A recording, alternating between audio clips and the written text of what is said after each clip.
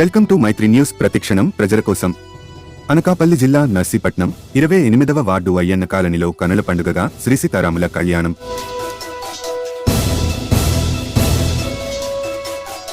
కళ్యాణానికి హాజరైన చింతకాయల పద్మావతి, చింతకాయల విజయ్ సువర్ణ దంపతులు, చింతకాయల దివ్య రాజేష్, కౌన్సిలర్ దబ్బిరు శ్రీకాంత్.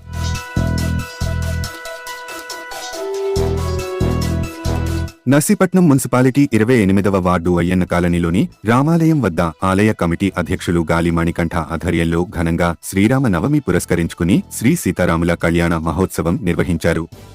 తెల్లవారుజాము నుండి సీతారామ లక్ష్మణ ఉత్సవ విగ్రహాలను కాలనీ విధుల్లో కోలాటం, భారీ బాణసంచాలతో ఊరేగించి అనంతరం ప్రత్య అలంకరణ చేసి శాస్త్రోక్తంగా సీతారాములు కళ్యాణం అంగరంగ వైభవంగా నిర్వహించారు. ఈ కళ్యాణంకు మాజీ మంత్రి చింతకాయల అయ్యన్నపాత్రుడు, సతీమణి కౌన్సిలర్ చింతకాయల పద్మావతి, తనయుడు టీడీపీ రాష్ట్ర ప్రధాన కార్యదర్శి చింతకాయల విజయ్ సువర్ణ దంపతులు, చింతకాయల దివ్య రాజేష్, కౌన్సిలర్ దబ్బిరు శ్రీకాంత్ హాజరయ్యారు. ఆలయం వద్ద ఏర్పాటు చేసిన భారీ అన్నసంతర్పణ కార్యక్రమంలో భక్తులకు స్వయంగా వడ్డించారు.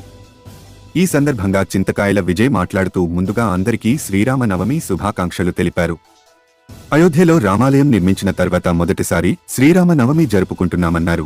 ఈ శ్రీరామ నవమికి ప్రతి ఒక్కరూ సుభిక్షంగా ఉండాలని, రానున్న రోజుల్లో రాష్ట్రం కూడా సుభిక్షంగా ఉండాలని కోరుకుంటున్నామన్నారు. ఈ కార్యక్రమంలో ఆలయ వైస్ ప్రెసిడెంట్ కె స్వామి, సెక్రటరీ చెరుకూరి చంటి, కో సెక్రటరీ వానపల్లి సాయి, సభ్యులు పెడిరెడ్ల రాజా, కర్రీ రమణ, చెరుకూరి చంటమ్మ, గాలి రమణమ్మ, ఎన్ సాయి, అధిక సంఖ్యలో భక్తులు, మహిళలు, వార్డు ప్రజలు పాల్గొన్నారు.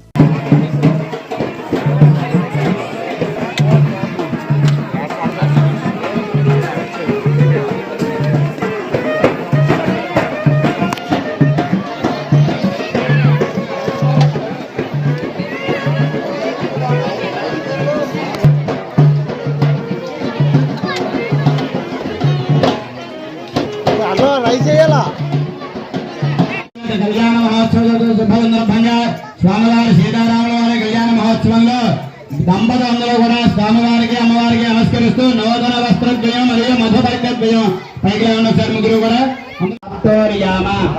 శాంతవన రాజసూయ అశ్వమే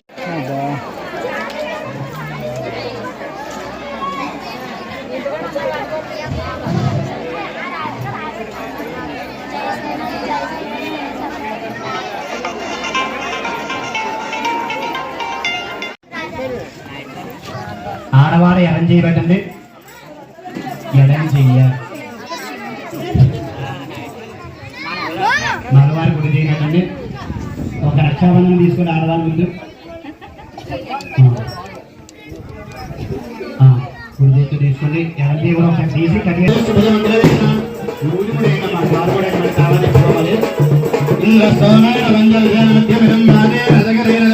ఆడవారికి కట్టండి, సరే ఎడం చేతి కట్టండి.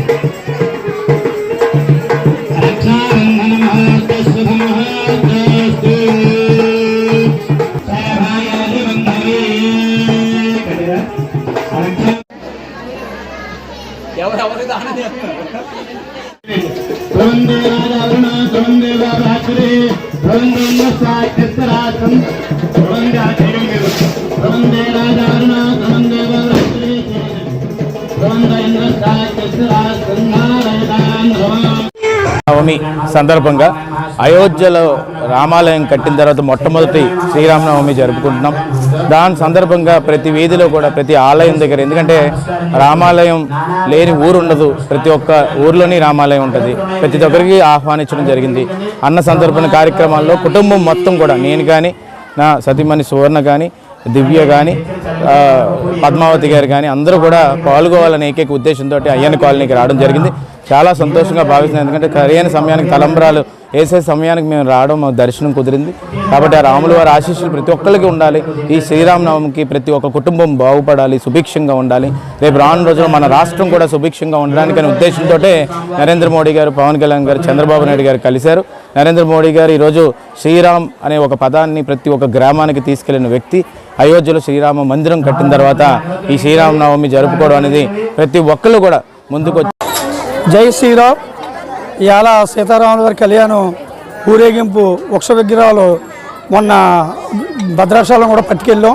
భద్రాచలం వెళ్ళొచ్చిన తర్వాత ఈరోజు తొలిపులమ్మ గుడి కాడి నుంచి ఊరంతా రావుల గారిని ఊరేగించి ఇప్పుడు కళ్యాణానికి ఒక 11 గంటల ముహూర్తం పెట్టాం.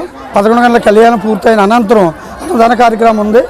అలాగే ఈ కార్యక్రమాన్ని అందరూ అన్నదాన కార్యక్రమం జయప్రదం చేస్తారని ప్రార్థిస్తున్నాం. అలాగే మా కోలాటం ముందు ఇక్కడ కొత్తగా నేర్చుకొని ఈరోజే గ్రూపు ఇవాళ వేశారు. చాలా సాటిస్ఫై ఉంది. ఆ ఆడవాళ్ళందరికీ ధన్యవాదాలు. జై శ్రీరామ్. అయ్యన్న కాలనీలో ఉన్న భక్తుల సహాయ సహకారములతో 2వ రాములవారి కళ్యాణ మహోత్సవాన్ని అత్యంత వైభవంగా నిర్వహించడానికి అయ్యన్న కాలనీలో ఉన్న అశేష భక్తులు సహకరించారు. అలాగే కోలాట బృందం కూడా అత్యంత వైభవంగా తాము నేర్చుకున్నటువంటి విద్యను రాములవారి ముందు ప్రదర్శించి భక్తుల అభిమానాన్ని కూడా చూరగొన్నారు. ఇప్పుడు 11 గంటల కళ్యాణం ప్రారంభించి 12 గంటల 24 నిమిషాల వరకు సుముహూర్తం వరకు కళ్యాణం వేద పండితుల ఆధ్వర్యంలో భక్తులు గోత్రనామాలతో నిర్వహించడం జరుగుతున్నది. అదేవిధంగా గోత్రనామాలతో కళ్యాణం జరిపించుకున్న భక్తులకి అమ్మవారి శేషవస్త్రమైన జాకెట్ ముక్క, తలంబ్రాల మంచి ముత్యాలు మరియు లడ్డూ ప్రసాదము ఇవ్వడం జరుగుతుంది.